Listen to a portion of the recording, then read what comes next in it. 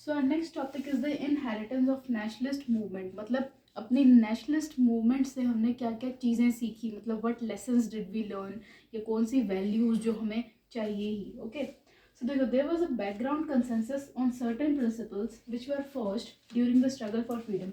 मतलब एक कंसेंसस था। अब जैसे देखो, हमने ब्रिटिश गवर्नमेंट का एक ऑपरेसिव रूल फेस किया था एंड वो बहुत लंबे समय तक चला। तो हम लोग श्योर थे कि अब हमें क्या करना है, अब हमें आने वाले टाइम में डेमोक्रेसी लानी है जहाँ पे हम खुद की अपनी पसंद की गवर्नमेंट चूज करेंगे। So the best principal which constituent assembly put forward was the objective resolution moved by Jawaharlal Nehru on 13 दिसंबर 1946। तो बेसिकली सबसे बेस्ट थिंग जो कॉन्स्टिट्यूंट असेंबली ने दी थी, मतलब it was not given by constituent assembly, it was given by Jawaharlal Nehru, जो कि था objective resolution.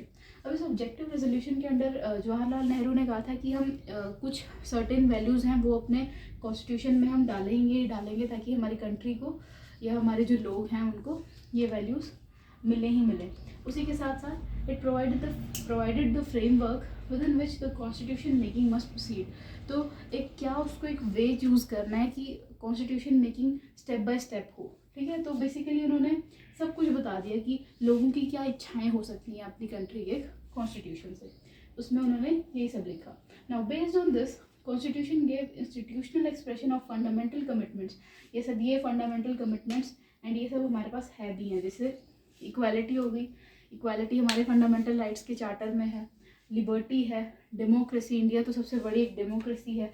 Sovereignty क्या होता है कि हमारा जो भी इंटरनल अफेयर्स हैं, कोई हम लॉ पास कर रहे हैं, कोई हम कुछ भी लाइक प्रपोजल दे रहे हैं, तो उसमें दूसरी कंट्री इंटरफेयर नहीं कर सकती। ना ही हम किसी और कंट्री के इंटरनल अफेयर्स में इंटरफेयर करेंगे और ना ही कोई और कंट्री हमारे इंटरनल अफेयर्स में इंटरफेयर करेगी। उसके अलावा कॉस्मोपॉलिटन आइडेंटिटी होता है एक यूनिफॉर्म आइडेंटिटी। मतलब हम सभी क्या हैं, हम सब इंडियंस हैं। So before the citizens of any state we are Indians. तो ये सब जो थी, ये बेसिक वैल्यूज़ थी या फंडामेंटल कमिटमेंट्स थी जो ऑब्जेक्टिव रेजोल्यूशन के अंडर प्रॉमिस की गई थी। अब ये आपका जो नेक्स्ट पेज है उसमें पूरा कॉलम दिया गया ऑब्जेक्टिव रेजोल्यूशन का। तो उसमें आपको maximum to maximum 4 points learn करने हैं। तो ये मैंने सबसे ईजिएस्ट वाले लिखे हैं। देखो, जो ऑब्जेक्टिव रेजोल्यूशन है वो इंडिया को डिफाइन करता है as independent sovereign republic. Independent मतलब ऑब्वियसली कि जो भी हम डिसीजन लेंगे वो हमारे अपनी चॉइस से होगा, कोई और किसी और का इसमें कोई इन्फ्लुएंस नहीं होगा। सोवरन का भी वही मतलब है कि इंटरनल अफेयर्स में कोई कंट्री इंटरवीन नहीं करेगी। उसी के साथ साथ रिपब्लिक है जहाँ पे लोगों की चॉइस से गवर्नमेंट बनेगी। Okay, democracy basically. So India shall be a union of British Indian territories, Indian states and parts outside British India and Indian states are willing to be a part of union. Okay, ये point जो है क्या कह रहा है, देखो जब ये ऑब्जेक्टिव रेजोल्यूशन आया, देखो कब आया, 13 दिसंबर 1946 को। अभी पार्टीशन नहीं हुआ है। तो उस टाइम पे अब इंडिया को रूल कर रहा था ब्रिटिश इंडिया, मतलब सॉरी, इंडिया को रूल कर रही थी ब्रिटिश गवर्नमेंट। एंड जो ये ब्रिटिश गवर्नमेंट थी उस टाइम पे इंडिया के दो पार्ट आते थे। एक तो थे जो ब्रिटिश इंडियन टेरिटरीज थी, मतलब जो डायरेक्टली ब्रिटिश ही कंट्रोल कर रहे हैं, एंड एक थी कुछ प्रिंसली स्टेट्स, तो जहाँ पे लाइक प्रिंसेस रूल कर रहे हैं, लेकिन तब तक जब तक वो ब्रिटिश गवर्नमेंट के अंडर काम करने को राजी हैं।